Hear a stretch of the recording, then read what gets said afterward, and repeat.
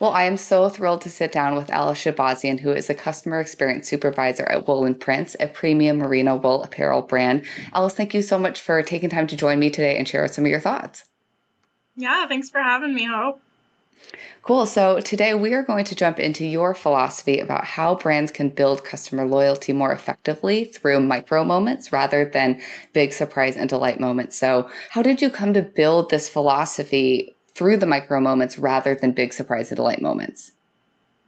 Yeah, I mean, I feel like the surprise and delight, the like big splashy moments are really like easy to talk about and people love to bring them up.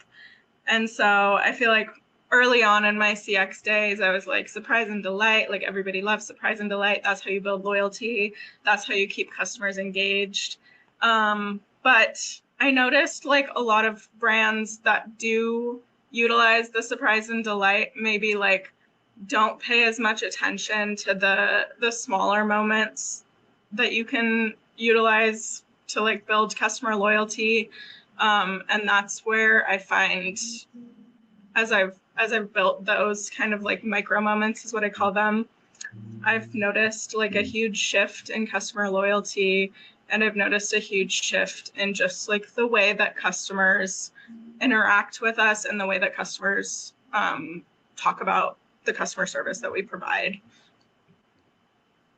Yeah, my thought on it is that it provides a better, more uniform experience for more of your customers rather than just the lucky few that get selected for a surprise and delight moment, which is either Yeah. random or it's strategically and it's because they're a really important customer. And it is important to keep those folks around, but it's maybe not necessarily going to keep a lot of customers around.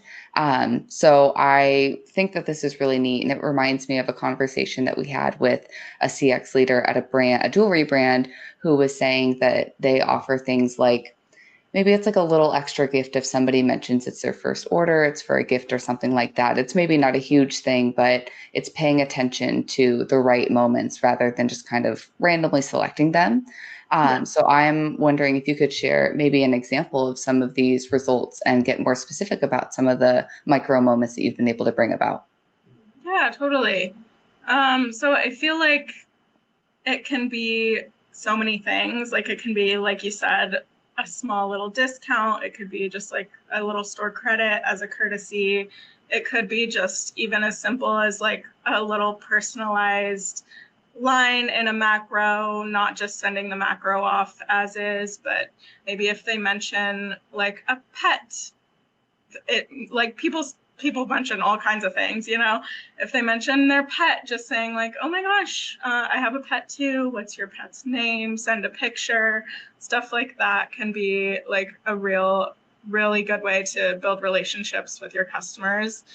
So like balancing personalization and efficiency by just like adding a nice little line. We have challenges that we do. So we have a 100-day and a 30-day wardrobe challenge. So customers wear one of our dresses for 30 days or 100 days and then send us photos of them wearing their dress for 30 days or 100 days. So those are always really good moments for us to we see everything that they've been doing for a month or 3 months. So that's always a really good way to connect with them and add a little personalized note into there. It could also be just kind of like going above and beyond.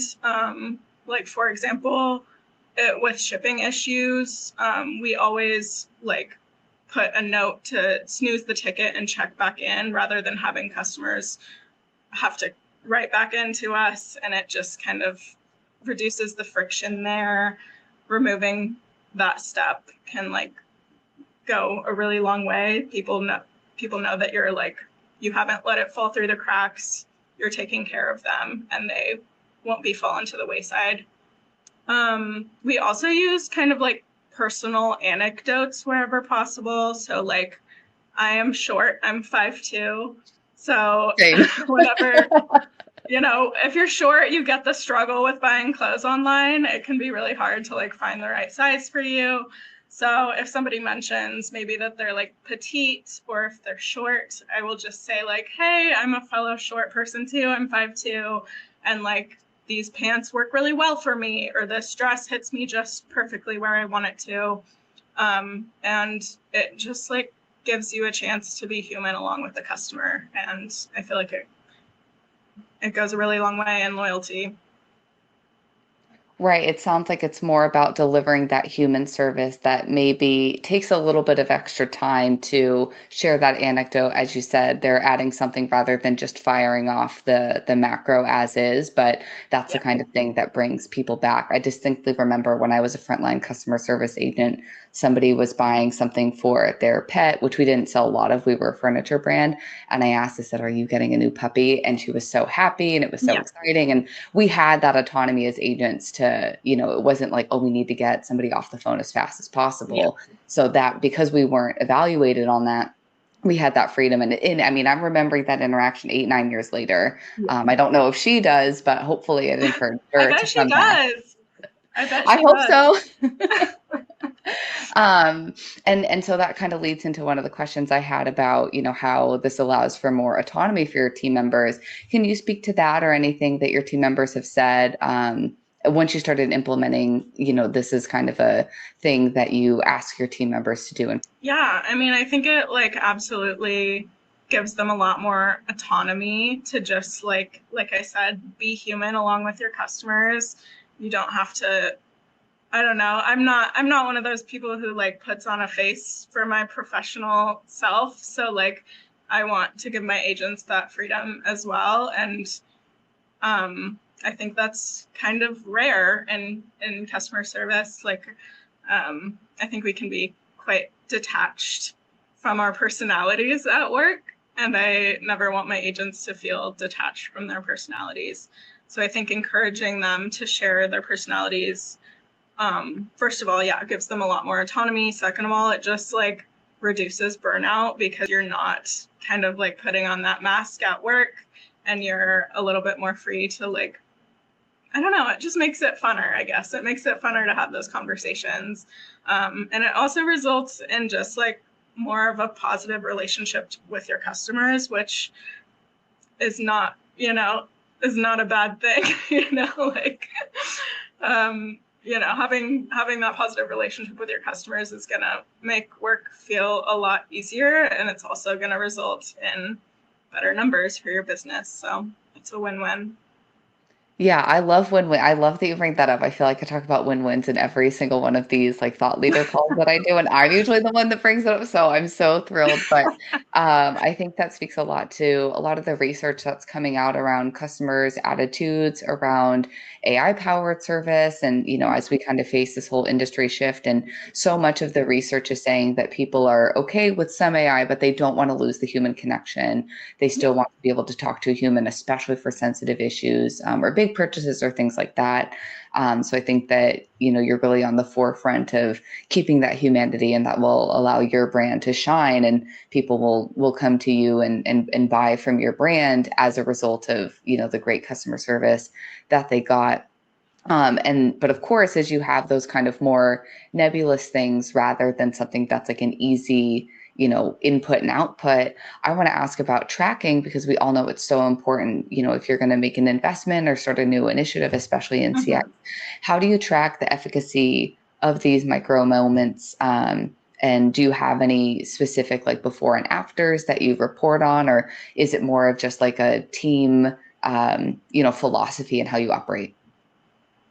Yeah, I mean, I think it's definitely both. It's definitely a team philosophy and just, I think like turnover rates are a really good indicator of how it's working for your team. We have really, really low turnover in a role that's traditionally really, really high turnover. So I think that's a good sign. Obviously, like looking at your KPIs, looking at return and exchange rates, looking at refund outcomes, repeat purchase rates, resolution times, and things like that. Those are obviously good, like quantitative data, but I am biased towards qualitative data. I just like to like listen to what our customers are saying. And we have a lot of really good ways of doing that, of like collecting feedback. I look really closely at CSAT surveys, and just like what our customers are saying about the interactions that they're having with us. We also have a Facebook community where our customers just like chat about everything related to our brand. And we like pretty regularly get like agent shout outs in our Facebook community. People like call us out by name and say that they had really great opportunity or really great experiences with, you know, Atlas or Stone or whoever the agent may be. But yeah, I think just like tying those micro moments back to like real outcomes that you're seeing, because they are related. And when you take the extra time, customers are going to feel more confident. They're going to return their things less because they know what size they need, because the person who's 5'2" told them that they are 5'2" too, and they liked the length of this.